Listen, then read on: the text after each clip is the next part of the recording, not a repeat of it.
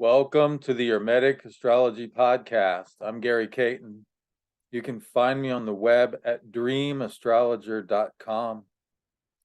Today is Wednesday, March 8th, 2023, and we have one of the most significant aspects of the year forming in the sky right now. Venus in Aries is moving into a sextile with Mars in Gemini. And on the face of it, you might say, really? Venus sextile Mars? That's one of the biggest aspects for the year? And it is because of the protracted nature of this. Venus will retrograde later this summer. Venus and Mars will nearly, nearly make it to conjunction this summer. And then, but before they do, she'll backtrack through Leo, and then she'll station in almost repeat of this sextile. So a couple things that will happen is later there will be an almost conjunction, and then that will be followed by an almost next version of this sextile. So what makes this aspect so unique is that it's the last aspect between Venus and Mars for almost a year, the last Ptolemaic aspect, I should say. And that's not normal. That's very long time. For the last little bit, we've seen Venus and Mars making a new aspect just about every month. In fact, I have a little graphic that I can share with you displaying that. And by the way, if you're tuning in to the audio version of the podcast, you can see some of the graphics that I'm referring to here by going to the YouTube channel. There's a link to it on my website at dreamastrologer.com right there on the front page. So the conjunction that forms the root of this particular 2-year cycle between Venus and Mars, in my opinion, that is the February 16th, 2022 conjunction at 17 degrees of Capricorn. This is the middle of 3 conjunctions that happened at that time. And then, as you can see, beginning in August of last year, September, October, December, January, February, we went through the sextile, the opening square, the trine, the opposition in December, then the trine in January, the closing trine, the closing square in February. Now we're going to the closing sextile. So just about monthly, we've been having these aspects between Venus and Mars. So you might say, it's just another Venus-Mars aspect, significant, but in terms of the entire year, well, yes, because notice that it's not until next February that the next aspect between Venus and Mars occurs. So it's almost like there's a feeling of nearly completing a cycle, feeling as if we might or could potentially be bringing something to completion, but that thing that feels as if it's almost completing now will actually go into a long-term holding pattern that will be well into 2024 before it is actually complete. So this is really interesting for several reasons. I mean, I often talk about Venus and Mars in terms of the spiritual concept of Eros Gamos, the sacred marriage. That is the integration of masculine and feminine principles within any person, regardless of their gender, and or binary or non-binary or whatever. But in terms of alchemy, this sacred marriage was considered to be the so-called lesser stone, was accomplished by the joining, and this was often pictured in terms of the sun and the moon, who gave birth to Mercury. This was the philosophical Mercury. So there's a joining of the masculine and feminine natures, the sort of rational intelligence, if you will, of the mind versus the emotional intelligence of the body, and they unite to form an intelligence of the heart. And this is the beginning of a new consciousness, but that still needs to be perfected. So in alchemy, this is sort of like the beginning of enlightenment, if you will. It's like it's like the first glimpse.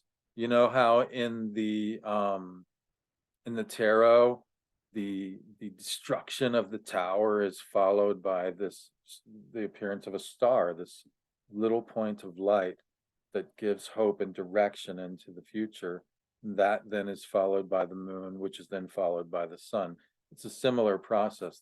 This conjunction in alchemical terms is this hieroskamos, this union of opposites. And it is like the star. It's that first consciousness of a new way of being that still needs to grow and perfect before it becomes full on what we might call enlightenment. And in this case, in terms of alchemy or occult or esoteric, enlightenment doesn't necessarily mean that you are well, you know, the ultimate goal of alchemy is to create something of an immortal nature. But enlightenment doesn't necessarily mean that you are perfect or that all your troubles are over or anything like that. It simply means that you have a real and true nature, a real and true relationship with reality. That your relationship with reality has been dispelled of illusion, and that you actually get it, what's going on, and you can purposefully create your reality. That's all. I mean, there's still a huge responsibility to do that creating, you see. But yeah, so this is really very interesting in terms of that overall cycle. And we're going to talk about a little bit later how that plays into a longer 6 to 7 year cycle that involves Venus and Mars as well. So yeah, let's talk about the cycle and the aspects a little bit here. So this diagram shows the basically 5 kinds of aspects. Some people say the conjunction is not an aspect. That is, in really classical terms, that there's that 2 planets in the same sign don't cast a ray at one another like they do. That was the way that they envisioned the planets exchanging energies. They would literally cast a ray from one sign to another that through the aspect. That a conjunction is joining. They're literally, their bodies are joining. The bodies of the planets are joining rather than communicating by way of casting rays. There's literally a bodily joining of the two, which actually is very interesting because that is kind of like what the alchemical process of conjunction refers to, is actually the physical joining, the physical marriage, really the spiritual marriage, which then has to be made physical. At any rate, we have the conjunction as the beginning of the cycle. And then let's say that although they conjoined in Capricorn most recently, let's just use Aries as the beginning point of the zodiac. So if they joined in Aries, and then as Venus moves 2 signs away, right, she will be sextile to Mars.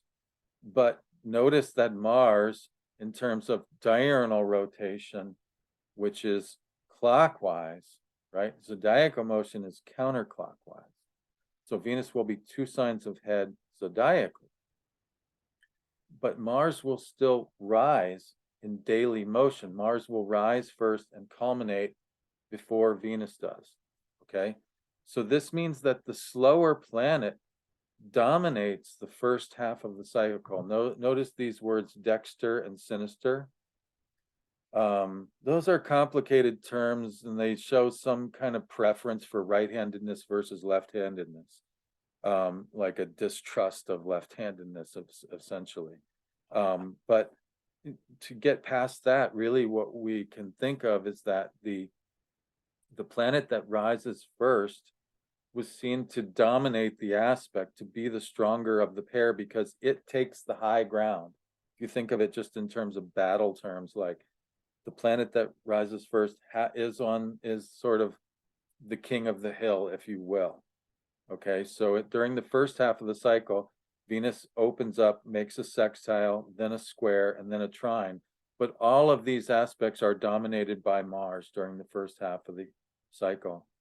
And then she makes the opposition to Mars. And after that, as she begins to close back in on Mars, she now has the high ground. So the slower planet dominates the second half of the cycle. Sorry, the slower planet dominates the first half of the cycle.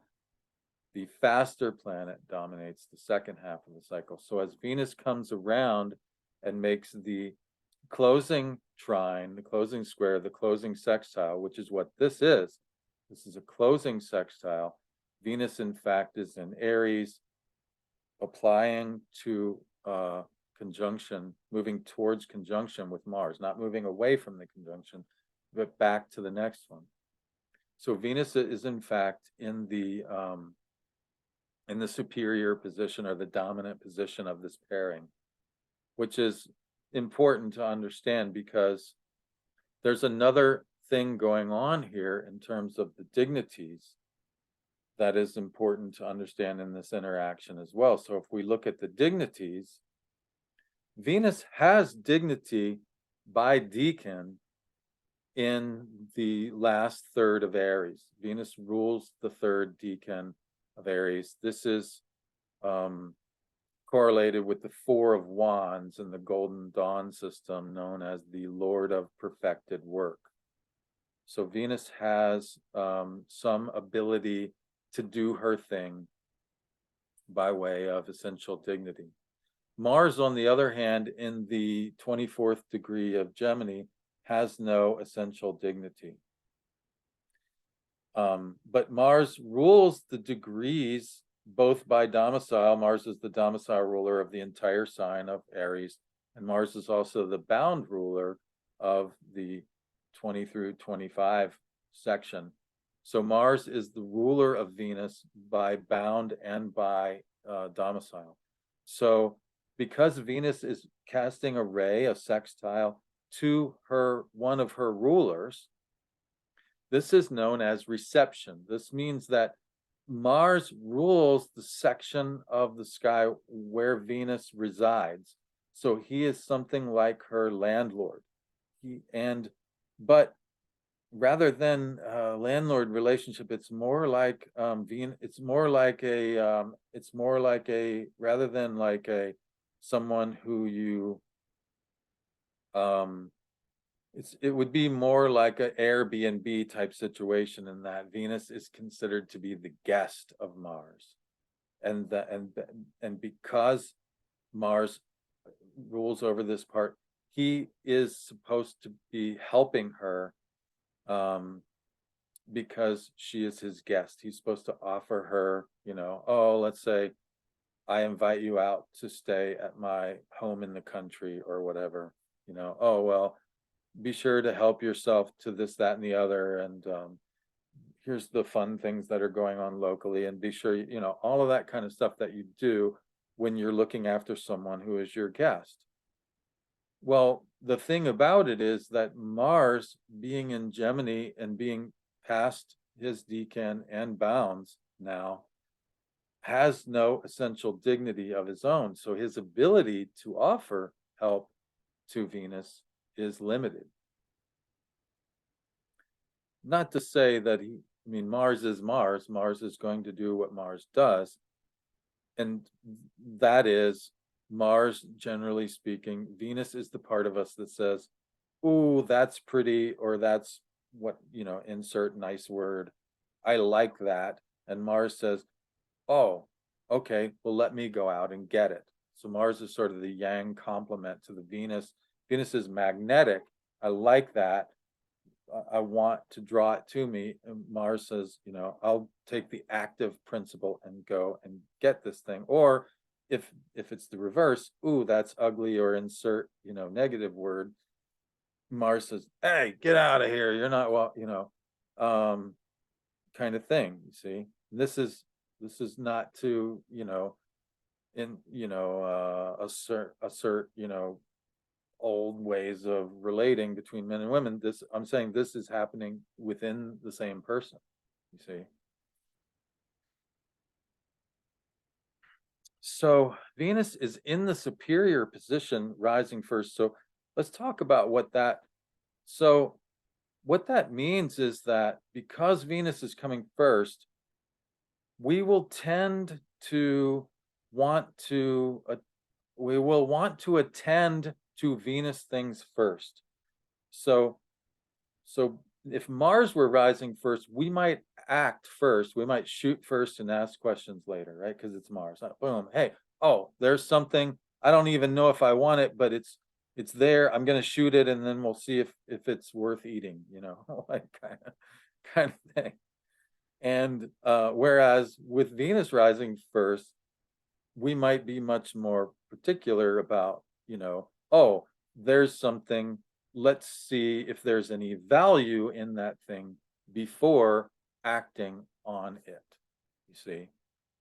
So Venus has some dignity here, so that's even more true. Because she has dignity, she's more likely to say, I know what I want, and I'm kind of gonna insist on having that and not less than that, because I know what I want and I'm in a place where I have some power. So why not get what I really want? See?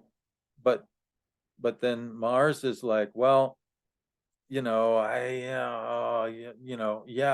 like to help you, but I got this, that, or the other, Gemini, I got 17 things going on, and can we get to it tomorrow? And by tomorrow, she may not even want that thing anymore, you see? Because she's in the fiery sign of Aries. That's all about the moment, um so I get this feeling that this may lead to a sense of something of a sense of like, you owe me on the part of the Venus in this equation. Like, hey, I'm in your house, you're supposed to be helping me out, and then when I call on you, you're not really available, and like, this isn't really the way it's supposed to be. And I feel like that, there's, I feel dissatisfied a little bit in that, kind of like, you owe me, sort of. I mean, not necessarily super heavy duty, but a little bit of a sense of like, yeah, this needs to be done better. And this is interesting because, as I say, this aspect will actually be nearly repeated later in the year. So there is actually another chance for these two to kind of repeat this relationship.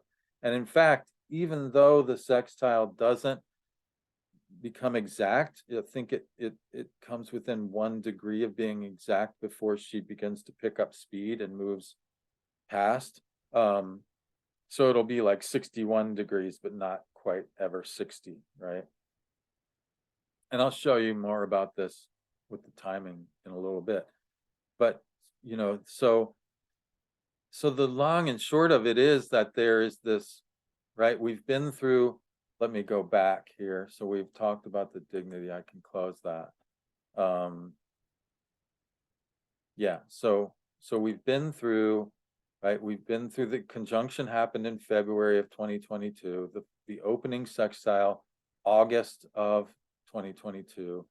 September was the square, October was the trine, December was the opposition, then January was the closing trine, February was the closing square, March we have the closing sextile. So it feels as if we're winding down to a completion, but now we have this long drawn out So there's this sense of urgency, because fire, air, Aries and Gemini are fire and air. I mean, there's a sense of urgency and wanting to complete something, but the inability to actually pull that off at this time.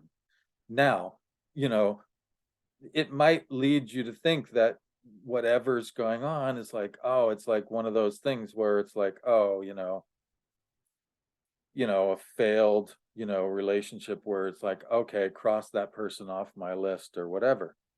But however, I don't think that's really what's going on. I think that it's actually in alchemy, sometimes you want to like draw out the process, you want to hold that tension, and you get the more potency from when you're making a spagyric tincture, for instance. The longer you incubate that, the longer that it's infused with this potency, and so the end result is actually much more potent than if you just did it quickly.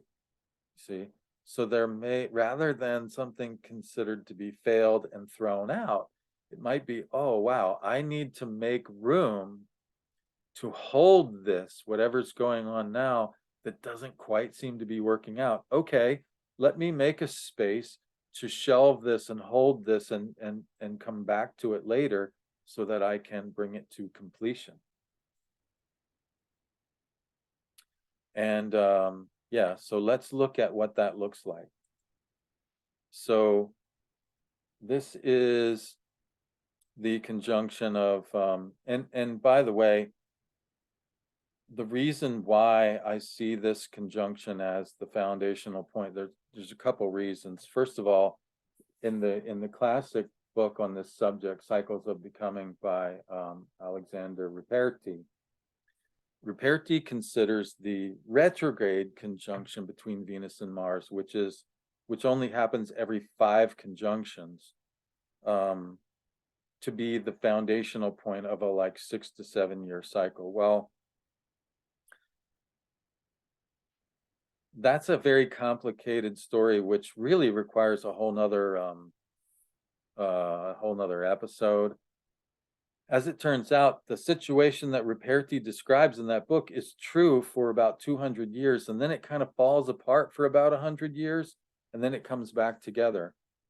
So that the last time that we had these triple conjunctions, wherein the middle one was usually a retrograde conjunction, it wasn't. It was a direct conjunction, and yet it still is similar to a retrograde conjunction in that Venus is stationary. She's not retrograde, but she's stationary. So for instance, the day after this conjunction, Mars passes Venus. See? So you have this inversion of the fixed volatile opposites. Venus is usually the faster one who passes Mars. But when she's retrograde, Mars passes her, and or when she's stationary. So even though this isn't exactly the situation that Ruperti describes, it is still the middle of 3 conjunctions, and it is still this inversion of the fixed volatile, which is very important in alchemy. In alchemy, they say, make the fixed volatile and the volatile fixed. Well, that's what's going on here. The fixed, Mars, the slower one, is becoming the faster one, and the faster one is becoming the fixed one, the slower one. So there's this role reversal, and there's this alchemical transformation of the fixed volatile that happens at this middle conjunction, you see. So let's do this. Let's go ahead and get rid of the noise here, and we'll take everything out but Mars and Venus. And then, right, so if we just go forward by month, so this is February of 2022, and then as we go forward, there was another conjunction in Aquarius, but this was the normal situation of Venus passing Mars. Okay, and then as we go forward, Venus eventually moves into Cancer, where she makes the sextile back to Venus in Taurus. She keeps going and makes the square, and then they make the trine in air signs, okay? And then as we keep going around, Venus opposes Mars as he's retrograde. That's usually how it works. Venus is in Sagittarius. Now you can see Venus is coming back around and applying back towards the conjunction with Mars. Okay, and so then we have the trine again in air signs. Then we have the square, right? Then we have the sextile. Now this is where we're at. See? So we're at this closing sextile. Now, as we go forward, let's slow this down by like, well, we'll keep going forward by month. So if we go forward 1 month, now you have Venus closing in on Mars and catching up. And by the time they get into Leo, Venus moves within 10 degrees of Mars in early June. So, we went through all of the Ptolemaic aspects, and now Venus is going to catch Mars. Well, not so fast, because the retrograde station, and she comes literally within, let's see, a few degrees of Mars in late Leo. But then the retrograde station comes along and she backs away. So that's what we called a refrenated aspect. Venus refrains from making the conjunction with Mars, actually. Backs up, and then after the station, you can see they're within 1 degree of the sextile again in September, in late September. So what's happening now, there is something happening now that may take all the way until September to fully perfect. So that, and this is interesting, because at that time, if we throw the sun back in here, at that time, Venus will be the morning star. Right now, Venus is the evening star. So there will be this very dramatic change from Venus's perspective, and yet her relationship with Mars will be still the same in terms of their relationship. So her relationship with herself, in a sense, of that is her appearing as evening versus morning, her own relationship with herself will dramatically change. In the meantime, her relationship with Mars is going to kind of stall out and then be recapitulated back to where it is now. So there's something that will be revisited in September that's happening now. And so that's why I say, it's important not to, if there's any frustration or lack of follow through or just inability to make something work, rather than getting frustrated and tossing it, it might be that actually cultivating much more patience and much more diligence, and it will ultimately lend to a greater potency when the thing finally does come around. Even though this aspect, as I said, notice that Venus is at 22, Mars is at 21, it doesn't quite perfect. So if you just get I got these hits from, AstroSeek, which has a wonderful set of tools there on their website. These are the exact hits for the cycle. Notice that this is unusual in and of itself. None of the aspects are repeated more than once, except the conjunction. And that's unusual in and of itself, because if we go back and look, like, it kind of just depends on where the retrograde happens in terms of the cycle. If we go back in the cycle before, there were like 3 squares in the early part of the cycle. If you go back to the cycle before, there were like 3 trines and 3 squares in the second half of the cycle. If you go back to the cycle before that, there were like 3 sextiles. This part of the cycle that we're in now, there were 3 exact sextiles. Whereas this time there's going to be 2, there's going to be 1 exact and 1 almost, So even though the even though the aspect is not exact, because of the prolonged nature of it, I think that the one in September might actually yield more results. The other thing is there is also reception with this one in September. There's also reception. You notice that Mars is in the sign of the domicile of Venus at 21 of Libra, and also in the bounds of Venus. So the roles are kind of reversed. This time Venus is receiving Mars, but rather than but there's also kind of a mutual reception because Venus is in the decan of Mars and Mars is in the sign and bounds of, so there's mutual reception with this one, whereas there was just simple reception in the one that's going on now. And so it seems like they're actually a little more helpful to each other in this second one as well.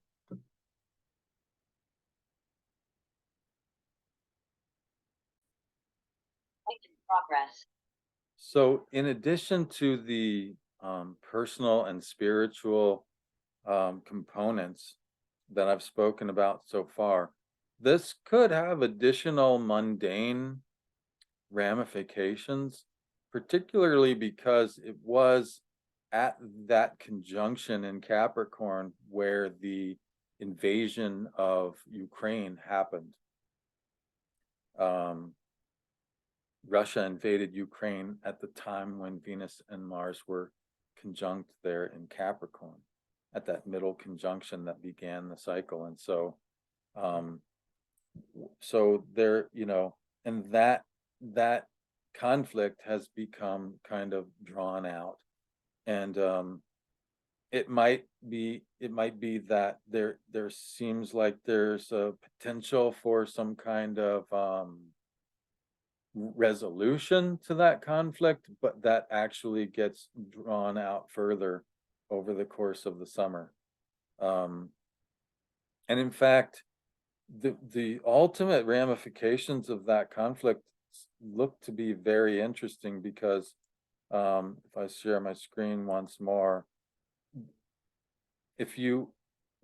so this thing that Ruperti said about that every fifth conjunction, you know, starts a new 6 to 7 year cycle.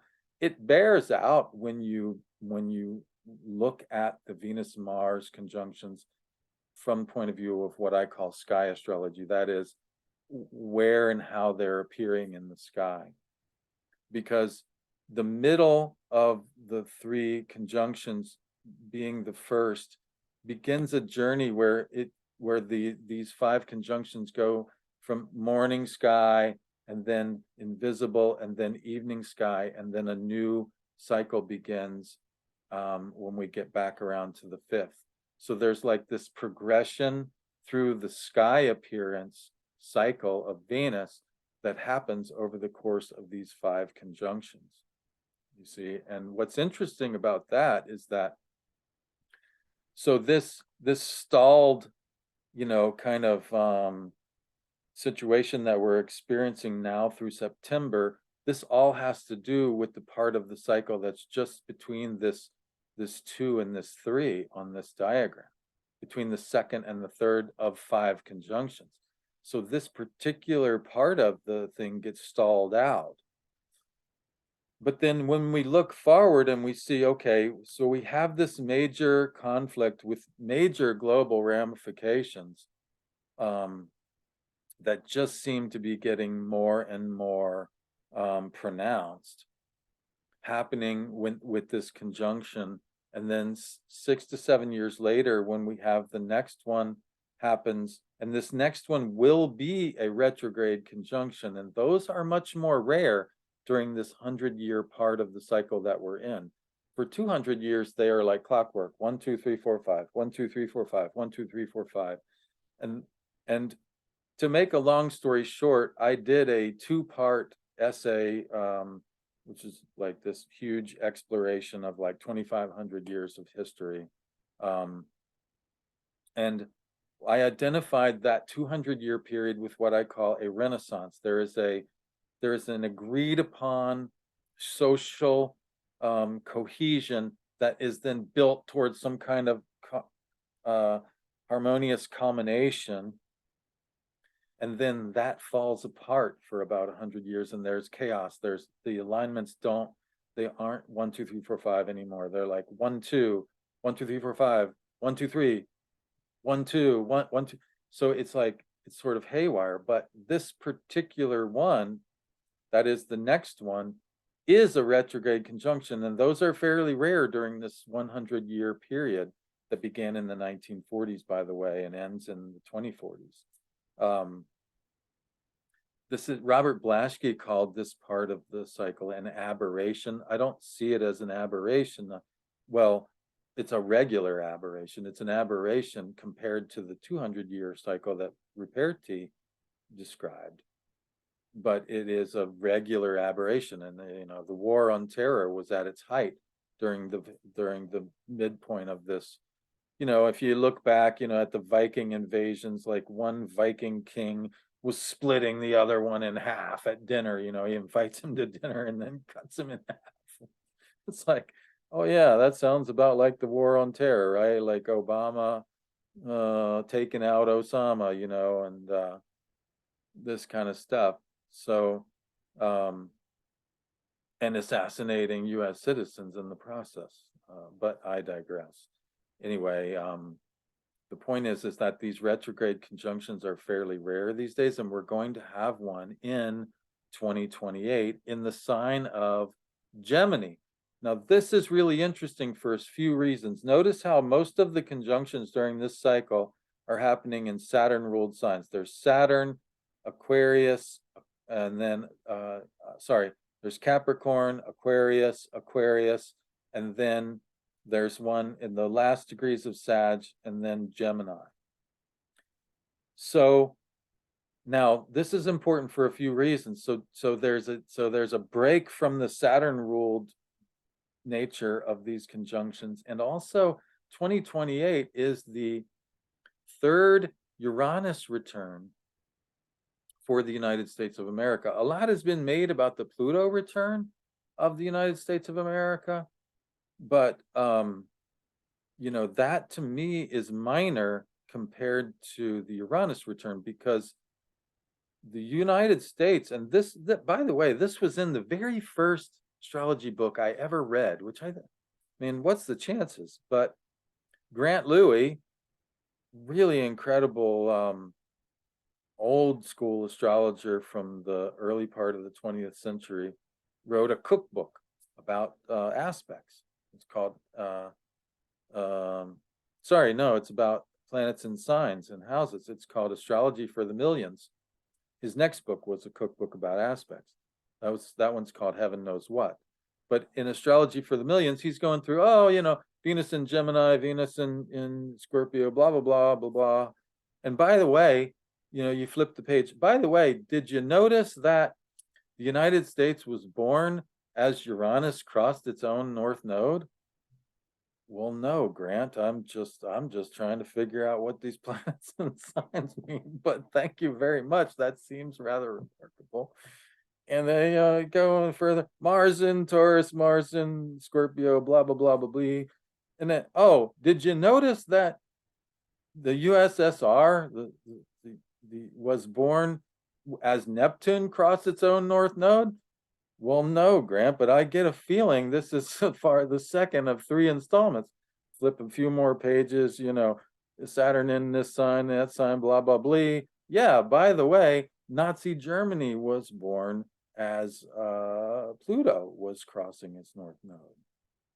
What? By this time, that's a chin scratcher. It's like, holy shit, like what the? First of all, there's no explanation why these interludes are in there. They're just in there. And second of all, it's like, why isn't this its own book? And that's still a question that needs to be answered. I think Mark Jones has done a book on the planetary nodes, and I want to get him on the show to talk about that at some point in time. But by and large, the planetary nodes are vastly underrepresented and not understood or represented in our modern astrology. We don't really need this screen up here anymore, but um, it's interesting because the work of demographers, um, Neil Howe, and I think his partner's name was Bill Strauss, I think was his name, his first name. Strauss and Howe, the demographers, their work in terms of this so-called fourth turning that we're in, it's very much in line with this cycle of Uranus across its node.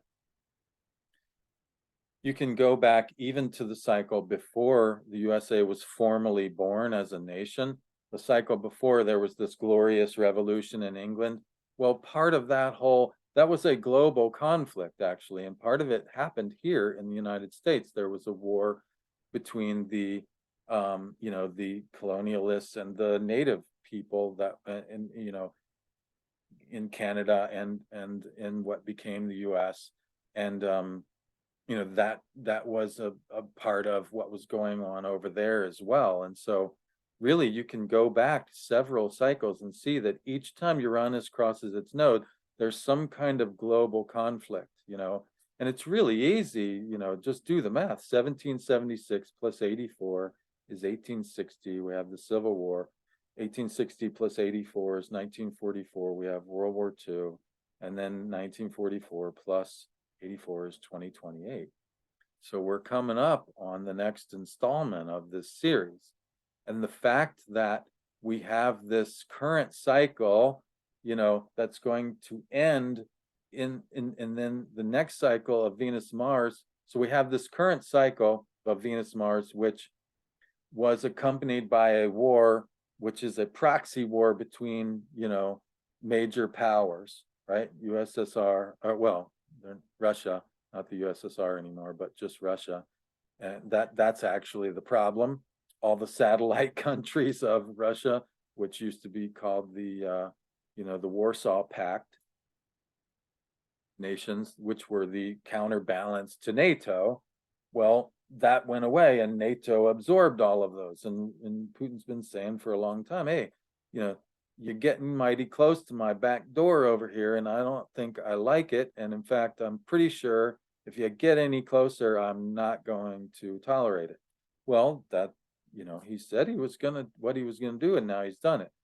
The point is, we have this cycle that began with Venus and Mars, and it was accompanied by a war. And then the next cycle begins at a time when Uranus is doing something big in Gemini, and here comes Venus and Mars also happening in Gemini. It makes me think, wow, that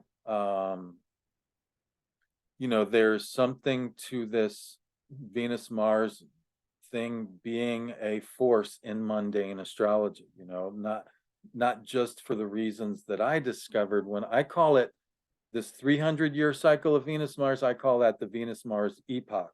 And you can see every 300 years throughout history, these, what Richard Tarnas calls diachronic patterns, they're happening across time, but their similar patterns keep cropping up. For instance, back in the day, we thought of the Renaissance as in the Italian Renaissance was, we thought there was this one thing called the Renaissance. Well, now historians refer to a series of Renaissance. Well, guess what?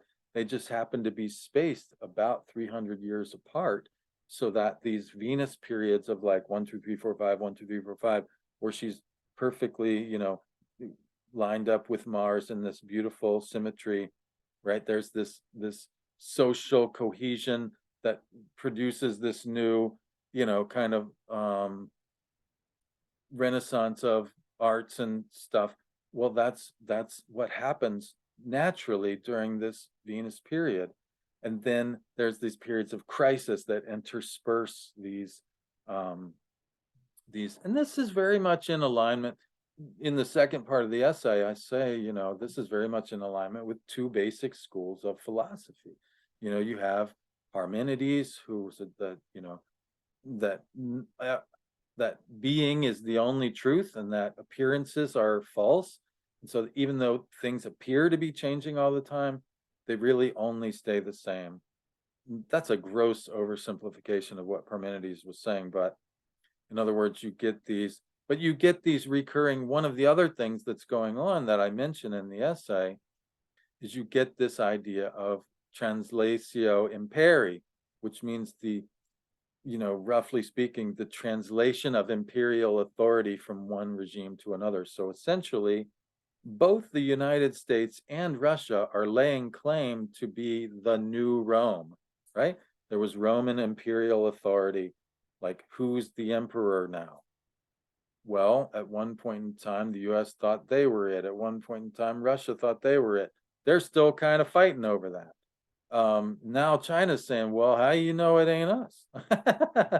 And so there's this, kind of jostling among the world powers that comes about because of this fixture of this fixed idea of history that keeps recurring. So you have this, but then Heraclitus kind of was the opposite. Heraclitus said, hey, nothing is ever the same. You cannot step into the same river twice. And if you know anything about rivers, if you have a river that you visit frequently, you know how absolutely true that is. Every single time there is a high water event, things change. Some things go away, some things, the sediment fills in. Here, it's taken away from there, it fills in here. The river is constantly changing. You cannot step in the same river twice. And so there's these periods of flux and change and crisis that intersperse these periods of like fixed development throughout history.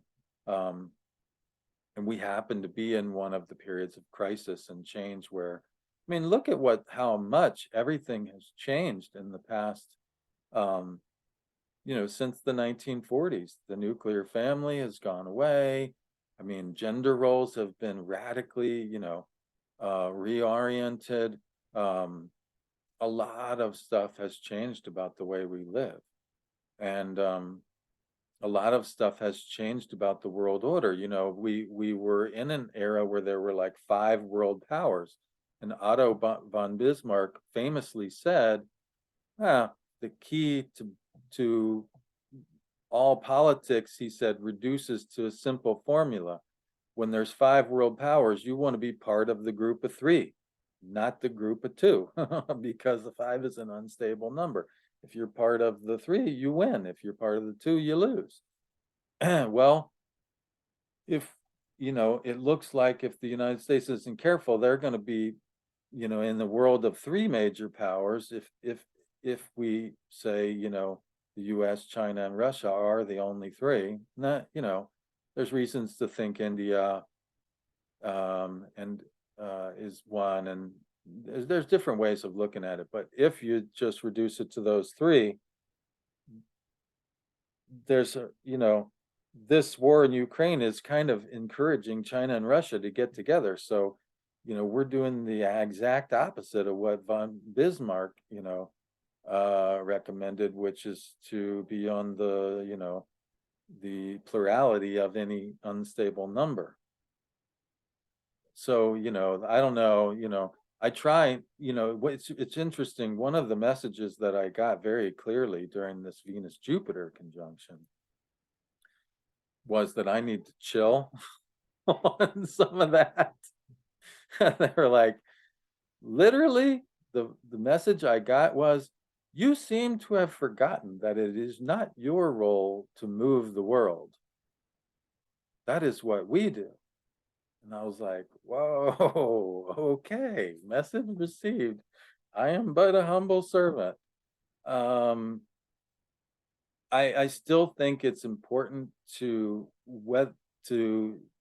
as we're being moved with the world, if you will, to know like that stuff happens in patterns. So even though I'm not going to get all attached and egoic about it and say, oh, you must do this or I must do that. We must move the world together or something. Yeah, I clearly got the message that for me at least, no, That's not your role. But but at the same time, I think one can still maintain an awareness of, yes, even though I am not, oh, and here's the other thing they laid on. They said, well, my response to that, I kind of scratched my chin for a little bit. I was like, wow, that's profound. And I said, it strikes me that that's exactly the way I was when I was a child. I didn't give a hoot about moving the world, didn't have any illusions of that. I had no agency, but I was free and happy because of it, despite having no agency. And I said, my God, it's like we take the best part of childhood, we throw it out, we replace it with like, what did Jung and Freud call them? Complexes and neuroses. We replace that with, and we call that adulting. That was my response. And they laughed and they said, yeah, and the best part about it is that all you have to surrender is the illusion that you were ever in control. And I was like, whoa. And I thought about that for a few days because it was like, wow, does that mean there's no free will? No, I can't be saying that because like all the Hermetic, they're like very clear that human beings are actually in some ways, I don't want to use the word superior, but they have something the gods don't by being mortal. That is, they have free will. They have, and they have, they're both subject to fate, but also godlike. They're both mortal and immortal, whereas the gods are just immortal, And I was like, that can't. But when I thought about it, I was like, okay, if you surrender your free will and say, I'm not going to try to move the world, I'm going to let the gods take care of that, and I'm just going to take care of me in my little world. It's kind of like Candide does at the end of his book, which is interesting. Voltaire was a really interesting fellow. Candide says, I'm just going to tend my own garden for a little bit. Like I had some adventures, and this may not be the best of all possible worlds, but it's the one I got, and I'm going to take care of it. But anyway, you can, while divesting yourself of the illusion that you are moving the world and surrendering that to the gods, you can still, that's an act of free will, right? You can willingly say, hey, I'm going to let go, I'm going to surrender and let you guys move the world and me for a little bit. It's still an act of free will. But it's an act that releases you from the illusion that your ego, your puny little ego, is responsible for more than it really is. The ego has a role. It has a role of mediating between, the conscious and unconscious, the superego and the id, whatever, all that stuff. It's not that it doesn't have a role. It has a role, but its role is not to move the world. Its role is to mediate your world, you. It's not, your ego is not meant to be a mover of the world. And that's where we get messed up, is that people get this idea that they are it's that famous, statue that's found in, I can't remember what poet, but what poet talked about this, that, where there's this guy comes upon this statue in the desert, and it's this great king who's saying, woe be to you, I am the great Ozymandias or whatever, and like he's like shouting his, his great deeds across, and like now it's just like in the middle of the desert, and then like, um so that even, from a larger perspective, like the ego is not really what you want driving the ship, you know what I'm saying? Because it has a false sense of its own power, and it can get kind of, out of control.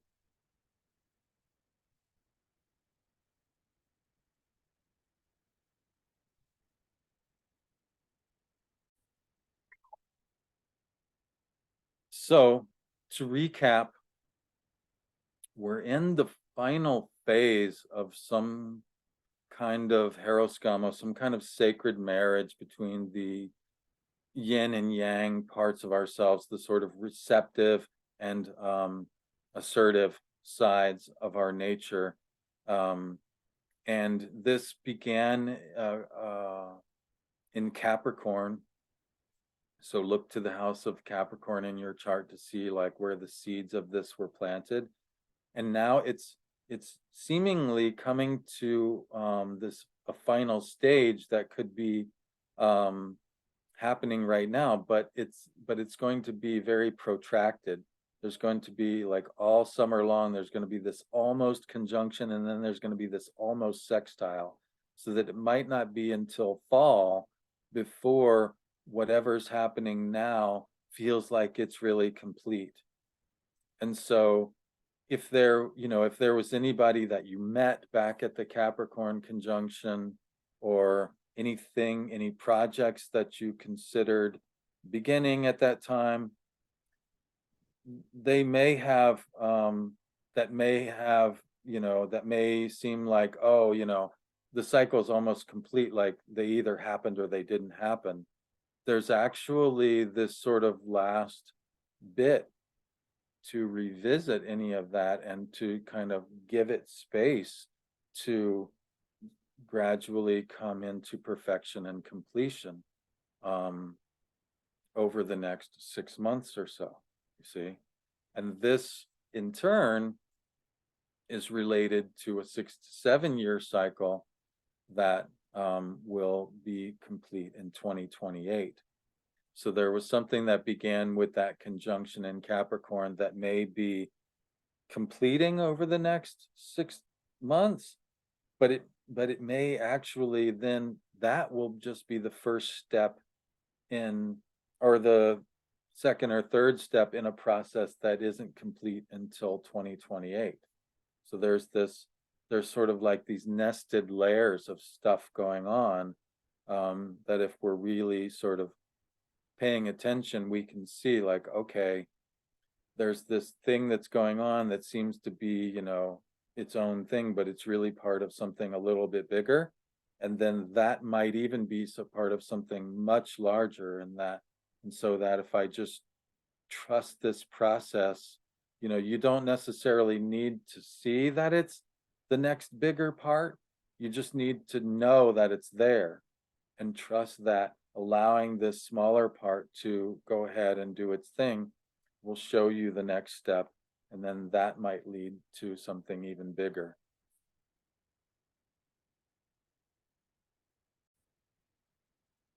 Oh, and just for the record, it was Shelley who wrote the poem Ozymandias, and the famous quote is, "Look upon my works, ye mighty, and despair." So there's this cat who was once, um, telling even the mighty to despair because he was so great. And now it's just his legacy is in ruins in some desert, And that's just the way that time works. Um, so it's important not to get carried away with ego and stuff, because it doesn't matter. Even the mightiest of kings, eventually they're reduced to dust, you know, dust in the wind, as the old classic rock song goes. That said, and this is probably precisely why the Bible says, you know, store your riches in heaven, because nothing here remains. It all will turn to dust.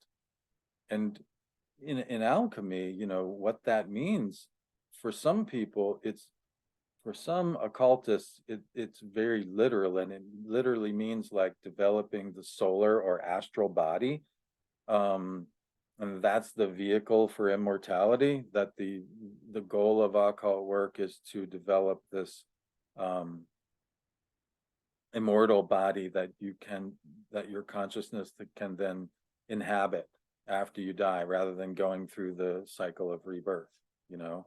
whether you want to take that literally or not, um, you know, you know, the idea that that the spiritual value of what we do, particularly the spiritual value of personal work, of integrating the masculine and feminine, the spiritual value of that is becoming a better person.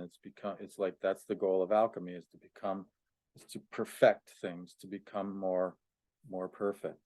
And so if you're seeking to become, rather than seeking to, like, make more money or have your name in lights or all of these worldly things, if you're simply seeking to become more fully human, then you kind of can't go wrong, because that has spiritual value beyond whatever material. It will bring you material rewards, by the way.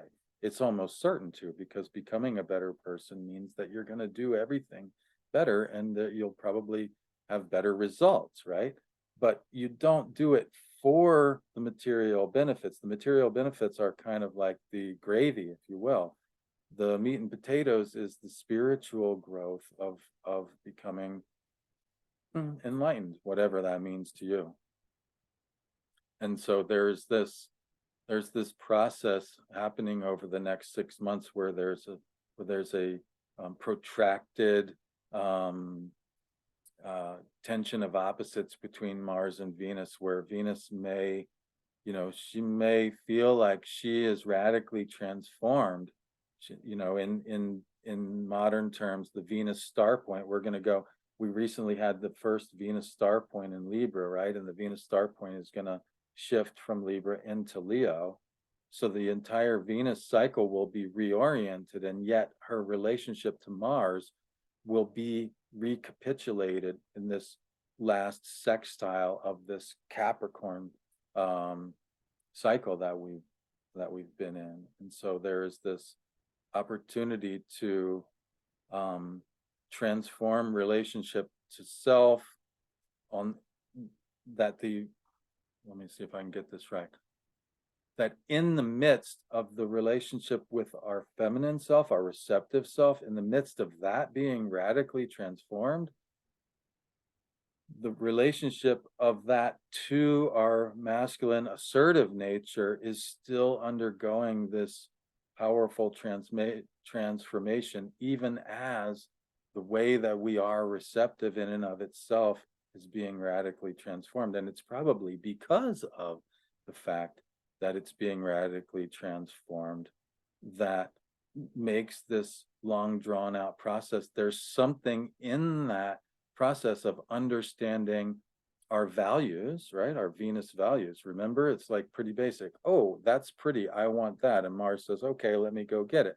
Well, what we want may change, but the relationship between Mars and Venus is something that needs to exist outside of any particularization of that.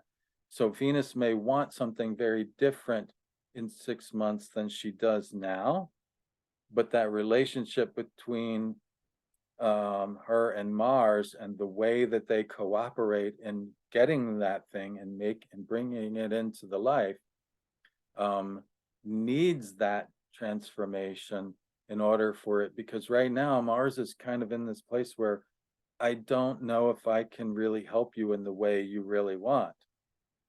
So it might take some time, and in that process she may end up wanting something radically different, and then it'll only be then, oh, that, yes, I can do that.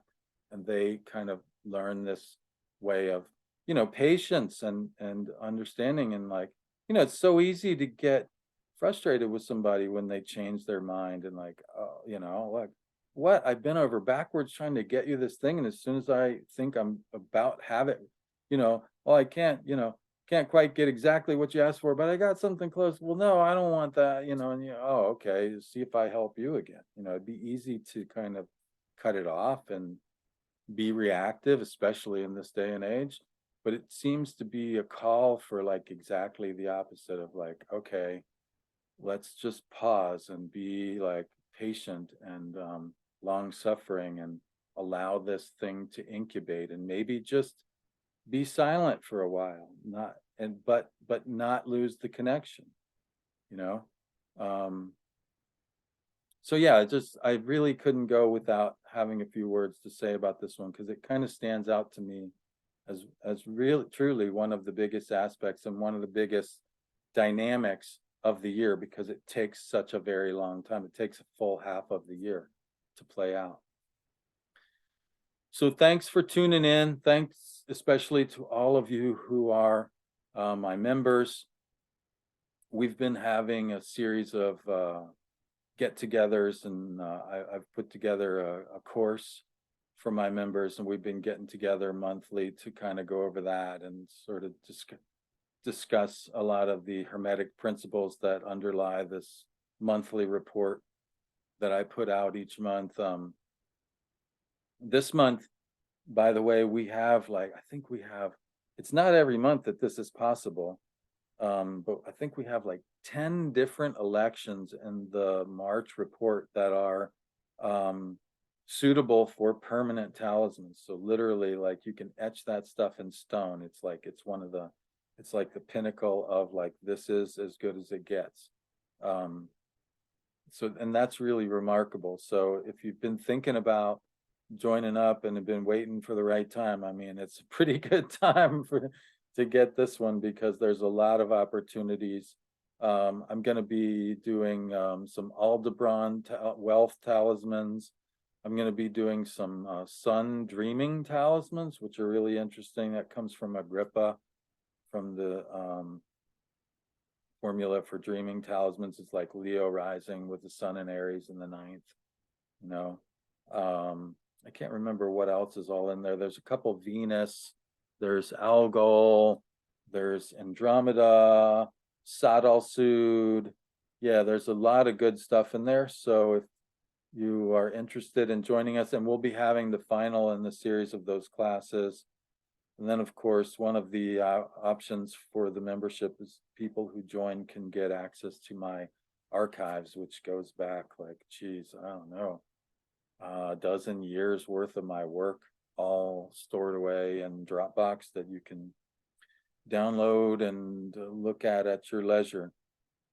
So there's a lot of opportunities there. So if you're thinking about joining us, it's the special offers page on my website, dreamastrologer.com, and we would love to see you at the next rendezvous. It's usually the last Wednesday of the month that we get together and have our live.